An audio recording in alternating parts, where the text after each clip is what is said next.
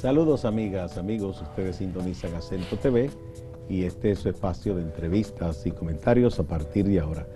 Hoy contamos con la visita del economista, el profesor Nelson Suárez, que ustedes conocen muy bien, que maneja, yo creo que como nadie en este país, las cuentas nacionales respecto al presupuesto y da seguimiento al comportamiento de la economía dominicana. Bienvenido, profesor. Buenos días, Gustavo. Para mí es un placer nuevamente estar con ustedes aquí. Bueno, vamos a ver, hemos visto un poco los informes que de vez en cuando da el Banco Central, donde resalta que, por ejemplo, tenemos unas reservas en moneda extranjera importantes. Resaltó recientemente que marzo fue un mes récord en cuanto a las remesas que han salvado en gran medida a nuestra economía, porque casi $1.000 millones en marzo. A esos dominicanos y dominicanas hay que agradecerles muchísimo. Y por otro lado, poco a poco hay áreas de la economía que van regresando a cierta normalidad. ¿Podemos decir que nuestra economía ha salido bien librada del cierre al que obligó la pandemia? Yo creo que se puede decir que sí. De hecho, yo he estado resaltando el hecho de que, contrario a lo que a veces uno piensa, la economía dominicana y la sociedad dominicana en términos generales ha sido muy resiliente en este proceso de crisis de salud mundial. Y, por ejemplo, yo pensaba que la economía dominicana y la sociedad en términos generales iba a ser más fuertemente golpeada por el tema de la crisis. Profesor, ¿usted recuerda cuando empezó todo esto que hubo varios comunicados o informes de advertencia del Fondo Monetario, del Banco Mundial, de algunos think tanks y de esas empresas calificadoras que decían que esta crisis sería peor que la financiera del 2007, ¿verdad? Que se llevó a muchísimas cosas de por medio en Estados Unidos, y que sería peor incluso que el crack del 1929, pero parece que no ha sido así, para bien de todos los seres humanos. La crisis ha sido de una dimensión extraordinaria. Lo que ha pasado es que parece ser que la economía mundial ha creado mecanismos, como decimos, de respuesta automática que están siendo efectivos, porque ciertamente había una situación. De hecho, todavía yo sigo diciendo que lo único cierto que hay es la incertidumbre. Pero vamos al caso específico de la República Dominicana. Obviamente la República Dominicana en los primeros 3-4 meses del año pasado, enero, febrero, sobre todo marzo, mayo, tuvo un impacto desastroso. O sea, caída brutal de los ingresos tributarios. Es que fue casi un cierre total en ese momento. El requerimiento de casi 150.000 millones de pesos adicionales que tuvo que gastar el gobierno para enfrentar, para planes de asistencia social. El gasto en salud adicional, paradójicamente, no fue tan monstruoso como parece que ha pasado en muchos sitios. Pero sí la economía ha respondido. Yo siempre me he preguntado, cuando nos dicen las cifras de crecimiento económico, que a veces uno dice, bueno, pero ¿y de dónde sale este crecimiento? Y yo siempre me preguntaba por el santo grial del crecimiento en la República Dominicana. Yo decía, bueno, pero ¿y cuál es el santo grial del crecimiento de la economía dominicana? Y exactamente, yo en muchos escenarios que me ha tocado conversar con gente lo he dicho, uno de esos santos griales es la remesa de los dominicanos extranjeros. La remesa de los dominicanos es la política económica más efectiva que hay en este país. Y lo que dice el Banco Central, lo teórico del Banco Central y toda la programación monetaria, eso es bonito, excelente, mecanismos de hecho que son... Si imaginamos un escenario sin esa remesa, sería el colapso. Bueno, te hago una historia. En el año 2001, estando yo en el equipo de asesores en la Oficina Nacional de Presupuesto, llegó al país Manuel Marfán. Había sido un ministro de Hacienda o viceministro de Hacienda en Chile. Lo habíamos traído para hacer unos trabajos que se estaban haciendo de programación económica y me acuerdo que estábamos en una actividad en el Banco Central Fernando Pellerano estaba ahí. Y cuando don Manuel Balfán hizo todo el análisis de todos los datos que le dieron, lo metió en los modelitos que normalmente usan los macroeconomistas, no le cuadraban la cuenta. Y me acuerdo que en ese momento, ojalá que Fernando Pellerano se acuerde de esto, en el Banco Central, piso 11 o 10, no sé, estábamos, Fernando le dijo, espérese, es que usted no tiene metida la remesa en esos tiempos, en el 2001. Entonces, ese es el verdadero santo grial de la economía dominicana. Hay otro santo grial que no vale la pena mencionar aquí, pero es el de la economía subterránea. Sí. Entonces, eso domina. Cuando yo oigo a los teóricos, yo realmente no soy un fanático de modelos, de estos modelos muy sofisticados, econométricos, que no han resuelto un problema social en ninguna parte del mundo. Pero cuando yo lo veo, me digo, bueno, pero ¿y qué es lo que se está...? Son esos 1.800.000 o 2 millones de dominicanos que están regados, dispersos en todo el mundo. Realmente lo que sostiene la economía dominicana. ¿Tú te imaginas el 8, el 10% del Producto Interno Bruto entrando al país sin ningún tipo de contraprestación? Y eso, que voy a decir algo también, no es el 10%, porque esas son las remesas que están transparentadas, esas son las remesas que están registradas formalmente. Es posible que un 25 o 30% de remesas que no aparecen en ningún sitio estén también entrando, porque todo el que va a Estados Unidos o a cualquier país sabe que aparece un dominicano que le dice, mira, llévale esos 200 euros a mi mamá. No, y aprovechan cuando alguien viene eso, para enviarlo ni Banco directo. Central, ni Reserva Federal, ni Tesoro, ni nadie lo registra. Entonces, esa es la verdadera realidad. Hay pueblos aquí que viven de las remesas en el país. Entonces, eso ha sido una salvación para compensar la pérdida drástica de los ingresos por concepto de turismo. Es tan evidente, una vez fuimos por la zona del sur y hay municipios de Barahona y del propio San Juan que hay urbanizaciones que se han hecho con inversión de gente que emigró o a Estados Unidos o a Europa. Profesor, vamos a una primera pausa.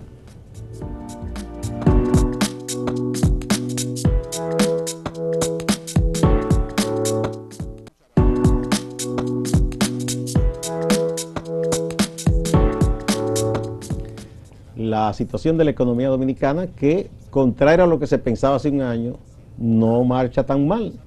Y ya eso lo han dicho otros especialistas y el profesor Nelson Suárez, que da un gran seguimiento a todo esto. Dice que sí, que no estamos tan mal después de todo. Pero siempre en la economía no se quedan las cosas estáticas, ni usted puede esperarse a que discurran los hechos simplemente, sino que usted dice, espérate, para dinamizar más, para recuperar empleo, para recaudar más, que es importante también, ¿qué hacemos? Ahora se ha comenzado a hablar de la posibilidad de una reforma fiscal. ¿Es eso posible en esta coyuntura? Ese es un tema de gran importancia a su debate. Y yo voy a poner lo que yo creo. Y yo he estado repitiendo. Por ejemplo, yo no tengo tanto favoritismo, por ejemplo, por el tema de pacto fiscal, como dicen. Porque yo no le tengo mucha credibilidad a los pactos en el país. Ahora, ¿qué es lo que está planteado? Lo que está planteado realmente es, y eso quizás son de los elementos positivos que tenemos en la pandemia, es que nos ha dicho que hay muchas cosas que tenemos que reorganizar, que hay muchas cosas que tenemos que reformular, que replantear. En el país hemos acumulado muchos problemas que eran insignificantes porque nadie le ha dado el frente. Se han acumulado y se han convertido en problemas importantes. Una gran cantidad de nuestros problemas tampoco son problemas de grandes dimensiones. Pero hemos ido posponiendo y posponiendo. Exactamente. Entonces, esa posposición de problemas en todos los sentidos, tú lo coges en todos los sectores clave del país. Por ejemplo, nosotros tuvimos posponiendo los problemas en educación y luego tuvimos que hacer una intervención de shock con el 4%. Hemos pospuesto problemas en salud durante décadas. Vamos a tener ahora la pandemia. La pandemia nos dijo claramente, mire, Usted tiene que ponerle atención al sector salud y para eso es que tenemos que prepararnos, en el sector eléctrico. Entonces, hemos acumulado muchos problemas y el tema fiscal es uno de ellos. O sea, nosotros hicimos una reforma realmente profunda del sistema tributario en 1992, cuando surgió el código tributario que tenemos Ha llovido mucho después de vigente. Entonces, el sistema se ha convertido en un sistema primero muy complicado desde el punto de vista de la gente que quiere pagar impuestos o que debe pagar impuestos. Una cuestión que tú tienes que hacer, declaraciones todos los meses de 606, de 607, de activo, de qué sé yo qué, de anticipo, o sea, una locura. Pero eso es trabajo para los contadores. Pero un gran sacrificio. No, lo dije de broma. Y entonces, ¿qué tenemos? Hemos articulado un sistema tributario que hay que reordenarlo. Pero sobre todo, en el tema de que el sistema tributario se convierta realmente en la fuente de financiamiento por excelencia de las actividades del Estado. Yo sé que hay que hacer cambios, que hay que hacer. Ahora mismo, aquí no hay condiciones para que el gobierno se siente a discutir un pacto fiscal que van a durar 2 o 3 años discutiendo, porque esos son los pactos aquí. ¿Cuánto tiempo tenían discutiendo el pacto eléctrico? Y finalmente fue medio raro. Y al final se hace algo como dice el pueblo, fue calimocho al final. Para firmar un documento y hacerlo formal. Es lo que yo le llamo el formalismo de la reforma. Aquí somos buenísimos en eso. Yo hago una reforma, pero desde el punto de vista formal. Hago 4 leyes, 5 reglamentos, 64 cosas que después nadie cumple. Entonces yo no creo en formalismo. En reforma, las reformas tienen que ser prácticas. Además, las reformas tampoco pueden hacerse para complacer a todo el mundo. Y porque usted me dirá, tú no puedes hacer una reforma. No es posible. Usted me dirá que es el especialista. En medio de, atravesando una crisis, ¿es recomendable embarcarse en una reforma de tan profundo impacto como es una reforma fiscal? Lo que se está planteando ahora, y el único objetivo que tendría una reforma ahora mismo, es que el gobierno tenga más recursos. Porque ahora nadie le puede plantear al gobierno disminución de gastos. Nadie se le ocurre plantearlo. No lo está haciendo nadie en el mundo. Entonces, al contrario, la recomendación que ha hecho el fondo es que el Estado expandir. ¿Qué es lo que se está requiriendo a nivel fiscal?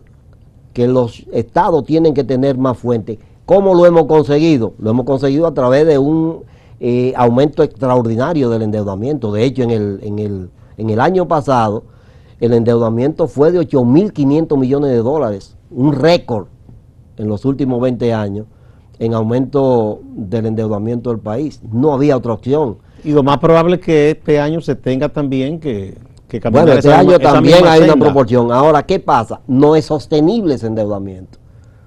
El endeudamiento del año pasado aumentó la relación deuda-PIB por el hecho de que también cayó la base, que es el Producto Interno Bruto, en 16 puntos porcentuales del PIB. O sea, eso es una locura. Nosotros para este año, tenemos planteado pagar de servicio de la deuda 308.000 millones de pesos. Es el presupuesto de salud, de educación con el 4% y de obras públicas. O sea, tengo 184.000 millones de pesos previstos en pagar de intereses de la deuda. Entonces, una reforma lo único que estaría buscando es darle más recursos al Estado para hacerle frente, porque es el único que le está dando respuesta a buscar un mecanismo de dinamización de la economía. Ningún ente empresarial lo va a hacer. ¿Justificaría esa situación, esa coyuntura, que se haga la reforma ahora? Es el tema, que si hago una reforma y pongo más impuestos, estoy reduciendo el ingreso disponible de la persona. Y si reduzco el ingreso disponible de la persona, estoy disminuyendo el consumo. Y si estoy disminuyendo el consumo, estoy echándole leña al fuego de la recesión. Entonces, el gobierno lo que tiene que hacer, desde mi óptica, entonces no es recomendable ahora. No, el gobierno tiene que seguir afinando muy bien su política de eficientización del gasto y del presupuesto. Todavía hay mucho espacio para eficientizar los recursos que aplique el gobierno, y se ha demostrado en la práctica. El gobierno tiene que tratar de ver cómo reorienta el tema del endeudamiento. O sea, nosotros no podemos seguirnos endeudando aquí para cualquier cosa que se nos ocurra. Debemos endeudarnos fundamentalmente para proyectos de inversión que me dinamicen la economía. Ese otro tema que lo puede hacer el gobierno sin hacer ningún pacto con nadie. Son decisiones que puede tomar. El gobierno a nivel fiscal tiene que ir trabajando también, pero no lo puede hacer de manera radical y de un solo golpe, el tema de la reorganización de la administración pública. O sea, tenemos mucha duplicidad de instituciones, mucha duplicidad. Es posible que el gobierno ahora mismo puede tener 700.000 empleados. Es posible que las funciones del gobierno se puedan hacer quizás con 500.000, pero no puede hacerse un proyecto de reforma de la administración pública radical en este momento, pero hay que ir haciendo, tomando acciones para ir ajustando la administración pública, hacerla mucho más eficiente y prepararnos en toda la administración pública para el siglo XXI. O sea, seguimos con una administración pública del siglo pasado y en muchos casos del siglo antepasado. Pero en eso hay un viejo debate, profesor, que usted lo conoce muy bien. Porque es que siempre se dice, bueno, un Estado más reducido, más eficiente, quizá donde hay 3 personas se puede hacer con uno, un trabajo, pero al mismo tiempo sería un desafío social tremendo si esa gente es lanzada a la calle, porque el sector privado nuestro no está en capacidad de absorber todos esos puestos de trabajo. Es cierto, pero lo que tenemos planteado es que tenemos que mejorar la eficiencia y la capacidad del Estado para proveer realmente a la gran masa que lo necesita, de bienes y servicios públicos de buena calidad y que salgan al menor costo posible. Nadie puede plantear en estos momentos despidos masivos. Nadie puede plantearlo. Ahora, es tiempo de empezar. Y eso no tiene que ser compacto. Eso tiene que ser una decisión de la clase política que dirige el Estado en cualquier momento. Este gobierno tiene el espacio para empezar a organizar eso porque tiene mucha credibilidad. Y han dado muestra en algunas cuestiones de que están organizando, quieren organizar las cosas. Entonces yo creo que hay espacio y hay que empezar a hacerlo. Esa es la clave, entonces, empezar. Empezar. Vamos a otra pausa, profesor.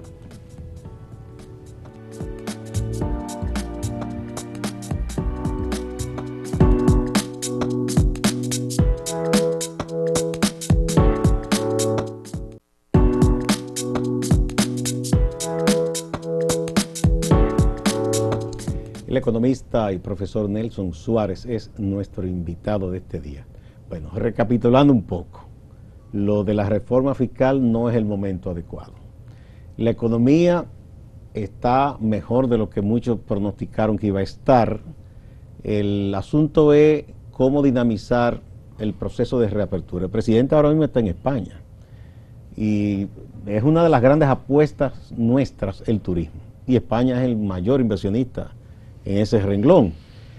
¿Se puede seguir apostando con firmeza para los próximos años en el turismo? Yo creo que la crisis de salud que sufrió el mundo, que impactó de manera drástica nuestro principal sector económico, el turismo, nos está dando una señal también, que no debemos esperar otra crisis para tomarla. ¿Qué significa? Nosotros durante mucho tiempo tuvimos una dependencia en el país de 3 o 4 productos de exportación, caña, café. La famosa economía de los postres que decía. Ajá. Y cuando tuvimos crisis, me acuerdo en los tiempos que aparecieron aquellos sistemas de endulcorantes, de jarabe de maíz, de fructosa. Y de la remolacha. Empezamos a tener problemas. Y al final se fue a la industria del azúcar y nos sorprendió. Entonces, todo parece indicar que con la crisis de la pandemia, con el tema del aislamiento social, con el tema de la separación, el turismo le va a costar un tiempo importante en volver a lo que era antes de la crisis. Sí, no tengo entendido que nosotros hemos tenido una caída prácticamente de la mitad en el turismo. Bueno, una señal que indica eso es que en las estadísticas oficiales ya las remesas sobrepasan al turismo en la generación de divisas. Por eso entonces yo creo que debemos ir apostando, bajo las señales que nos ha dado esta crisis, a reformular nuestro aparato en términos de generación de divisas. Yo creo que nosotros tenemos, por ejemplo, un gran espacio a nivel de exportación en el sector agrícola, en toda Latinoamérica y en el mundo, que no estamos aprovechando. Ahora, tenemos que trabajar.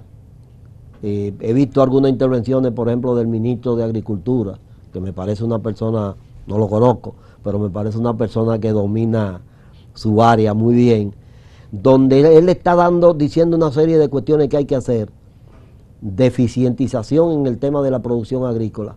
Si la producción agrícola en el país ya no es para agricultores, es una señal que debemos, pero nosotros tenemos capacidad y tenemos ventajas naturales, igualito que como la tenemos en el turismo. Espérese, ¿cómo así que no es para agricultores? Vamos a explicar eso mejor. Yo más o menos creo que sé por dónde usted anda, pero para que quede claro. ¿Qué es lo que nosotros hemos tenido tradicionalmente? Una producción agrícola basada en dos extremos, o en grandes propiedades, pero organizada muy bien, compañía, o en un minifundio. Sí. Entonces, que hace lo elemental el minifundio. Siguen produciendo bajo esquemas de producción, por ejemplo, de sistemas de reguío arcaico, la mayoría. Que desperdicia mucho el agua. Utilizando agroquímicos que ya en ninguna parte del mundo te permiten que tú le lleves un producto que lo acepte.